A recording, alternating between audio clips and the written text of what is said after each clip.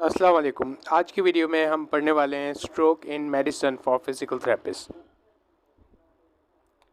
सबसे पहले हम डिफाइन करते हैं स्ट्रोक होता क्या है। हमारे पास sudden onset of neurological deficit, sudden onset के न्यूरोलॉजिकल सिम्टम्स आ जाएं अचानक से आपका जो कि है फेस ड्रॉप होना शुरू हो जाए, वन साइडेड, बी फास्ट, इसके लिए निमोनिक है, बैलेंस का इशू होने शुरू हो जाए, आई का इशू होने शुरू हो जाए, फास्ट के अंदर फेशियल पैरालिसिस, ए फॉर्म आर्म में पेरेसिस हो जाए, पैरालिसिस हो जाए, एस फॉर स्पीच में प्रॉब्लम आने लग जाए, और टी फॉर टाइम कि भाई जल्द से जल्द जैसे ही आपको ये सारे सिम्टम्स दिखे फटाफट आपने जो कि है पेशेंट को हेल्थ केयर सेटअप में पहुंचाना है। या फिर एस्पिरिन वगैरह, अगर आप फिज़िकल थेरेपिस्ट हैं, आपको तो ये नॉलेज है, आपको याद है एस्पिरिन के डोजेस, या फिर टीपीए की तरफ लेके जाना, या फिर सीटी स्कैन के लिए फ़ौरन ले जाना लैब में। तो इस तरह की चीज़ें करके फटाफट, मतलब टाइम आपका कम होता है, तो इसलिए वो एंड में टी है। खैर, तो न्यूरोलॉजिकल स्ट्रोक की डेफिनेशन हमारे पास सामने आती है कि भाई 24 घंटे से ज़्यादा अगर आपके पास न्यूरोलॉजिकल डेफिसिट हो रहा है तो उसको हम कंट्रीब्यूट कर देंगे कि भाई पेशेंट को क्या हुआ, स्ट्रोक हो रहा है। स्ट्रोक एंड एवोल्यूशन का मतलब यह है कि हमारे पास स्ट्रोक ऐसा है जो कि वर्स होते जा रहा है, डे बाय डे प्रोग्रेस कर रहा है, डे बाय डे नए नए न्यूरोलॉजिकल सिम्टम्स आ रहे हैं, तो उसको हम बोलेंगे स्ट्रोक एंड एवोल्यूशन। फिर इसके हमारे पास एक तरह का स्ट्रोक है जिसके अंदर प्रोग्रेस नहीं हो रहा, शुरू में जो सिम्टम्स थे एंड तक वही सिम्टम्स रहे, तो उसमें हम क्या बोलेंगे, कंप्लीटेड स्ट्रोक। फिर उसके बाद हम डिस्कस करते हैं कि हमारे पास स्ट्रोक के रिस्क फैक्टर्स क्या हैं, कौन सी चीज़ें हैं जिनकी वजह से हम कह सकते हैं कि इस पेशेंट को पॉसिबली स्ट्रोक हो सकता है। नॉन मॉडिफाइबल रिस्क फैक्टर्स क्या हैं। नॉन मॉडिफाइबल रिस्क फैक्टर्स वो हैं जिनको हम चेंज नहीं कर सकते, जैसे कि एज, जेंडर मेल में डोमिनेंटली पाया जाता है एज़ कम्पेयर टू फीमेल, लेकिन जब 80 ईयर्स की बात की जाए, मतलब बड़ी एज की फीमेल्स के अंदर फिर ज़्यादा हो जाएगा और मेल के अंदर कम हो जाएगा। रेस के अंदर हमारे पास क्या है, एथनिसिटी के कौन से जेंडर, या कौन से जेंडर तो नहीं, खैर कौन से मतलब रेस से ताल्लुक़ रखता है, कौन से ख़ानदान से ताल्लुक़ रखता है। जैसे कि अगर अफ्रीकन है तो अफ्रीकन को ज़्यादा होगा स्ट्रोक, और उससे थोड़ा सा कम एशिया को होता है, एशियन लोगों को होता है, उससे भी कम जो कि यूरोपियन को होता है। या फिर आपके पास कोई भी प्रीवियस वैस्कुलर डिजीज़ रह चुका है, जैसे कि हमारे पास पहले आपको अगर एमआई आ चुका है या फिर कोई भी और वैस्कुलर इवेंट हो चुका है, तो उसमें भी हम क्या कहेंगे, वो एक रिस्क फैक्टर है जो कि चेंज नहीं किया जा सकता। फिर इसके बाद हमारे पास आता है मॉडिफाइड रिस्क फैक्टर, वो रिस्क फैक्टर्स जिनको हम मॉडिफाई कर सकते हैं या फिर मेंटेन या फिर कंट्रोल कर सकते हैं। जैसे कि हाइपरटेंशन, आप हाइपरटेंशन को कंट्रोल करो, आपको स्ट्रोक कभी नहीं होगा। डायबिटीज़ के अंदर आप ब्लड ग्लूकोज अच्छे से मेंटेन करके रखो, तो अगर इंशाल्लाह आपको स्ट्रोक कभी नहीं होगा। हाइपरलिपिडेमिया, लिपिड लेवल्स कंट्रोल रखो, क्योंकि अगर लिपिड होता है तो लिपिड की प्रेजेंस की वजह से एथेरोस्क्लेरोसिस का प्रोसेस होता है और एक एथेरोमा बन जाता है जो कि ऑब्स्ट्रक्शन करता है, जो मैं आगे समझाऊंगा। हार्ट डिजीज़ आपको जो कहे अगर कोई है तो उसकी वजह से आप मोर प्रोन हो गए, आपको स्ट्रोक हो जाए। स्मोकिंग को आप सेशन कर सकते हो स्मोकिंग की, तो ये भी मॉडिफाइबल रिस्क फैक्टर बन जाता है। अल्कोहल, उसको भी छोड़ सकते हो आप। पॉलीसाइथेमिया मुश्किल है लेकिन छोड़ सकते हो। पॉलीसाइथेमिया, आपके पास जो कि ब्लड के अंदर हीमोग्लोबिन की कॉन्सेंट्रेशन बढ़ जाना, तो वो भी हमारे पास एक रिस्क फैक्टर है कि आपको क्या होगा, आपको स्ट्रोक हो सकता है। ईस्ट्रोजन कंटेनिंग ड्रग्स जैसे कॉन्ट्रासेप्टिव पिल्स, या फिर आपने हार्मोन रिप्लेसमेंट थेरेपी ली हुई है।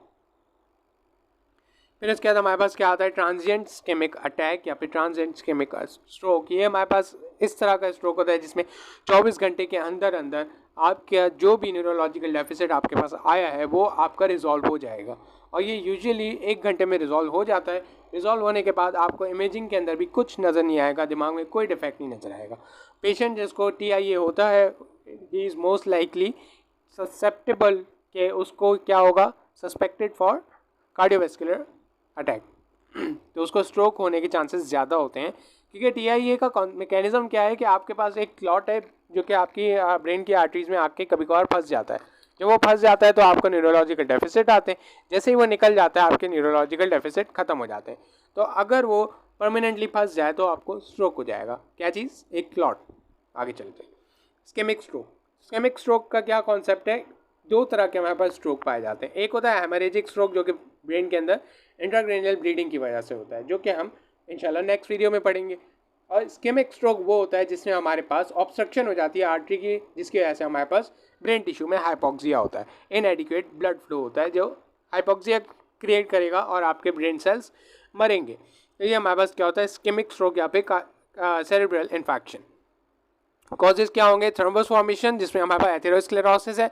एथेरोस्क्लेरोसिस क्या होता है, हमारे पास जो क्या है लिपिड, अगर एक्सेसिव लिपिड होता है तो वो हमारे पास प्लाक फॉर्म करता है, कहाँ पे, आर्टरीज की इनर सरफेस पे, एंडोथीलियम पे।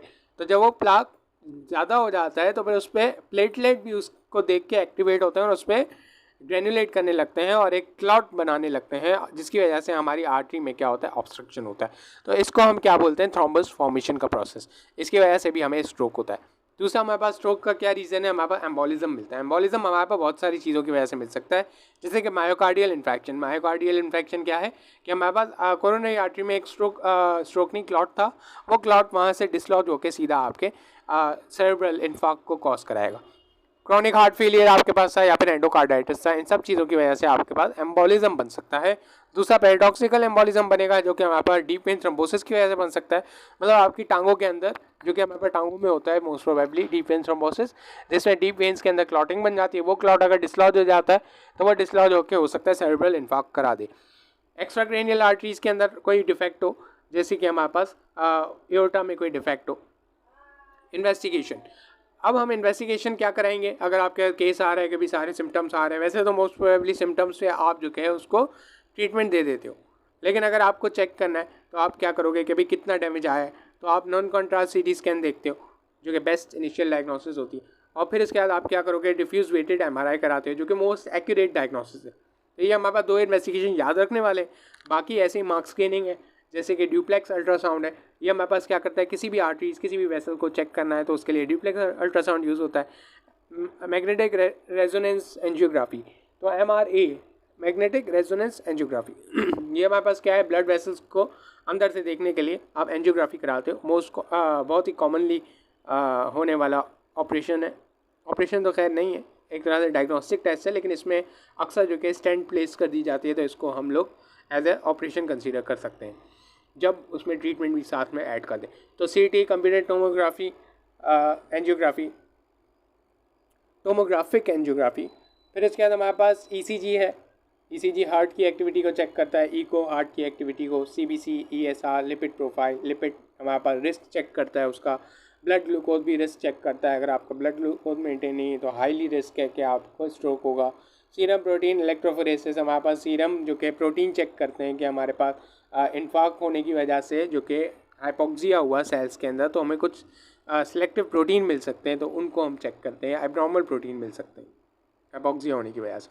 फिर इसके बाद हम बात करते हैं क्लिनिकल फीचर्स। अब इस स्ट्रोक के अंदर क्या होता है, क्लिनिकल फीचर जो कि है वो डिपेंड करता है कि कौन सी आर्टरी में स्ट्रोक हुआ है। तो जिस आर्टरी के अंदर स्ट्रोक हुआ है ना, उस आर्टरी की जो सप्लाई है, मतलब जिस टिश्यू में या जिस रीजन ऑफ ब्रेन में वो सप्लाई करती है, उस रीजन का जो फंक्शन है, वो फंक्शन में जो है प्रॉब्लम आ जाता है। फॉर एग्जांपल फ्रंटल लोब जो है हमारे पास, उसके अंदर उसका फंक्शन क्या है, कॉग्निशन, मेन फंक्शन। तो अगर हमारे पास एंटीरियर सेरेब्रल आर्टरी में प्रॉब्लम आता है तो आप देख सकते हैं, मेरी स्लाइड में भी लिखा हुआ है, कन्फ्यूजन होगी। तो कन्फ्यूजन पेशेंट का क्यों हो रही है, क्योंकि उसका काम क्या था, एंटीरियर फ्रंटल लोब का उसका काम था भाई कॉग्निशन देना, कॉग्निशन प्रोवाइड करना, प्रोसेसिंग करना चीज़ों को। तो अब वो प्रोसेस नहीं कर पा रहा तो वो कन्फ्यूज है। तो ये सीन होता है। तो अब हम पढ़ते हैं कि भाई सिलेक्टिवली के हर आर्टरी का क्या क्या डिस्टिंग्विशिंग फीचर है। यहाँ पे फीचर्स तो बहुत सारे वैसे आते हैं, मैंने सारे नहीं लिखे, मैंने खाली वो लिखे हैं जो कि आपको डायग्नोस करने में हेल्प कर सकते हैं, जो कि आपको रट्टे लगाने याद रखना है। ACA में हमें क्या मिलेगा, अपोजिट साइड, लेफ्ट हेमिस्फेयर में अगर आपके पास स्ट्रोक आया है तो राइट साइड पे आपको वीकनेस मिलेगी या फिर सेंसरी लॉस मिलेगा, लेकिन प्रीडोमिनेटली लेग में मिलेगा। कन्फ्यूजन और बिहेवियर डिस्टर्बेंस होगी। फिर उसके बाद हमारे पास मिडल सेरेब्रल आर्टरी, MCA में हमारे पास क्या क्या मिल सकता है, वही कॉन्ट्रालेटरल मिलेगा, वीकनेस या फिर सेंसरी लॉस, मतलब अपोजिट साइड पे। लेकिन इसके अंदर हमारे पास प्रीडोमिनेटली आर्म और फेस में मिलता है। तो ये हमारे पास डिफरेंस आ जाता है एंटीरियर और मिडिल में, कि उसमें मिडिल के अंदर आर्म और फेस अपर और एंटीरियर के अंदर, लेग्स के अंदर प्रीडोमिनेंटली आपको डिफेक्ट मिलेगा। मिडल में एक और डिस्टिंग्विशिंग फीचर है, स्पीच प्रॉब्लम मिलेगी। स्पीच प्रॉब्लम में हमारे पास क्या आता है, ब्रोंकास एरिया, वर्निक एरिया इन्वॉल्व होता है। ब्रोंका एरिया हमारे पास वो एरिया है जो कि बोलने के लिए रिस्पॉन्सिबल होता है। वर्निक एरिया वो एरिया होता है जो कि समझने के लिए, स्पीच को समझने के लिए या स्पीच को समझ के बोलने के लिए रिस्पॉन्सिबल होता है। ठीक है, तो समझदारी ये स्पीच करने के लिए वर्निक्स एरिया आता है। खाली ऐसे लबलबाने के लिए आपके पास ब्रोंकास आता है जो कि हमारे पास बुलवाता है। तो ब्रोंकास अगर डिफेक्ट हो जाता है तो हमारे पास नॉन फ्लुएंट एफेजिया होगा, मतलब आप बोल नहीं पा रहे होगे। वर्निक्स एरिया का खाली डिफेक्ट होता है तो आपके पास फ्लुएंट एफेजिया होगा, जिसका मतलब ये है कि आप बोल तो रहे हो लेकिन क्या बोल रहे हो उसका कोई सेंस नहीं बन रहा, आप कॉम्प्रिहेंड नहीं कर पा रहे सही से, कॉम्प्रिहेंशन ऑफ स्पीच में प्रॉब्लम आ रहा है। अच्छा, एफेजिया क्या है? ए मतलब नो या एब्सेंट, और फेजिया मतलब स्पीच। पोस्टीरियर सेरेब्रल आर्टरी, उसमें विजुअल डिफेक्ट मिलते हैं। अब पोस्टीरियर सेरेब्रल आर्टरी हमारे पास कहाँ सप्लाई करती है? आपको ऑक्सीपिटल लोब में।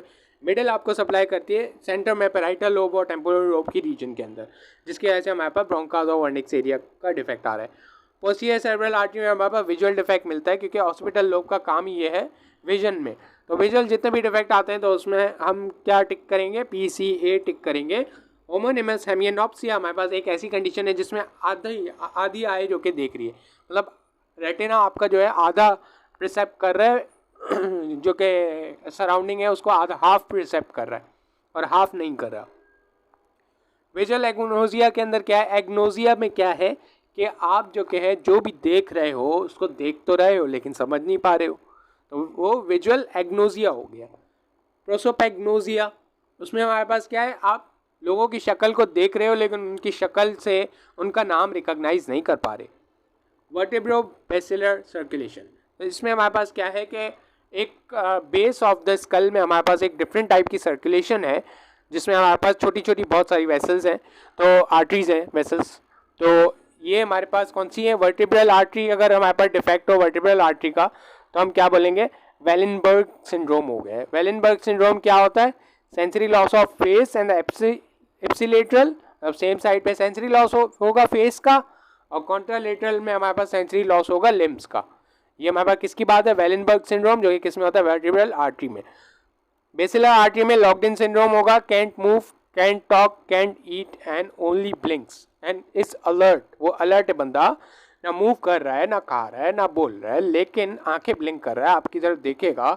आप बोलोगे, मतलब बात करोगे उससे कि भाई जिस चीज़ पे राजी हो उस चीज़ पे आंखें ऊपर नीचे करो, तो फिर वो आंखें ऊपर नीचे भी करेगा, सब समझ रहे हैं, ही इज़ अलर्ट, लेकिन he can not move, can not eat, can not talk. Cerebral artery का इन्फाक्ट होगा तो हमारे पास एप्सिलेटरल लिम्ब एटेक्सिया मिलेगा।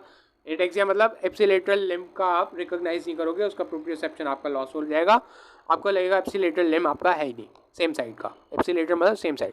Diplopia, double vision, nystagmus, flickering of the eye, ये सब किसमें मिल रहा है? सेरेबेलर आर्टरी, जो कि हमारे पास किसको सप्लाई करेगी? सेरेबेलम को। बेसिलर हमारे पास बेस ऑफ द स्कल को सप्लाई करती है। फिर आगे चलते हैं, ट्रीटमेंट की बात करते हैं। ट्रीटमेंट में हमारे पास क्या है? 3 कॉन्सेप्ट्स हैं।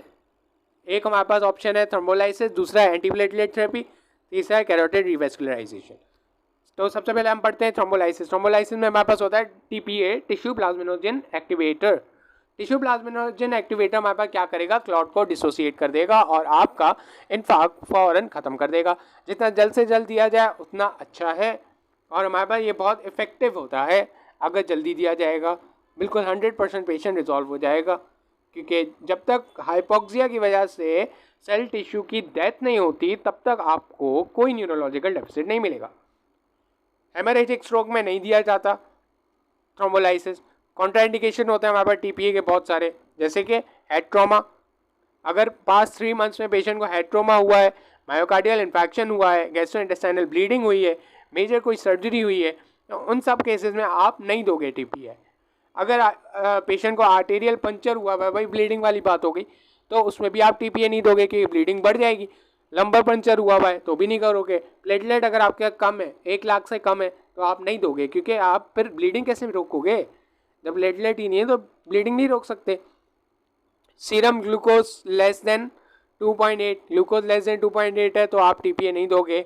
ब्लीडिंग टाइम आप चेक करते हो, जिसको हम कहते हैं INR, उसका रेशियो है, तो उसमें हमारे पास अगर वो 1.7 से ज़्यादा है और पेशेंट वारफेरिन हेपेरिन पे नहीं है, एंटीकोगुलेंट पे नहीं है, तो उसको भी हम क्या कहते हैं, टीपीए नहीं देंगे, टीपीए कॉन्ट्राइंडिकेटेड है। अगर टीपीए नहीं कर सकते अब मैं क्या करूँ, एंटीप्लेटलेट थेरेपी दे सकता हूँ, थोड़े तो सिम्टम सही होंगे, तो मतलब बहुत ज़्यादा इन्फाक्ट तो नहीं होगा, थोड़ा कम तो होगा, टिश्यू डेथ थोड़ी कम होगी, हाइपोक्सिया कम होगा, तो उसमें हम क्या देंगे, एस्पिरिन का डोज दे दूंगा मैं 300 mg का एक दफ़ा, फिर उसके बाद 75 mg दूंगा डेली। अगर ये नहीं दे सकते फिर डायपाइरिडामोल दे दो, वो कितनी देर दोगे, वो आप दोगे 200 mg दोगे। फिर इसके बाद अगर वो नहीं समझ आ रही तो क्लोपिडोग्रेल दोगे, जो आपका डॉक्टर चूज़ करेगा, फिजिकल थेरेपिस्ट ये चूज़ नहीं करता। फिर इसके बाद हमारे पास कैरोटिड रिवेस्कुलराइजेशन की एक सर्जरी होती है, वो आप करा सकते हो। उसमें हमारे पास क्या है, कैरोटिड एंडाटेरेक्टोमी। आप क्या करोगे, एक्सेस करोगे कैरोटिड आर्टरी को एक्सेस करते हो, और उसमें जो क्या करोगे, उसका थ्रोम्बस जो है उसको तोड़ के बाहर निकाल दोगे। बहुत थक गया हूँ बोल बोल के, तो खैर यहाँ पे मेरे ख्याल से ये लास्ट हमारे पास प्रोसीजर है, जिसमें हमारे पास सर्जिकल प्रोसीजर बताते हैं कि आप जो इंडाटेरेक्टोमी करा लोगे, और यहाँ पे हमारे पास जो लेक्चर ख़त्म होता है। Thank you so much for watching, and please make sure to subscribe the video, subscribe the channel not the video, क्योंकि बहुत मेहनत लगती है इस वीडियो को बनाने में। आपको नहीं पता, इसके मैंने 3 रीटेक लिए हैं, उसके बाद जाके शायद ये वाली बनी है नहीं बनी है, वो भी मुझे अभी एंड करूँगा वीडियो तो पता चलेगी। खैर, thank you so much for watching, अल्लाह हाफिज़, take care, see you in the next video.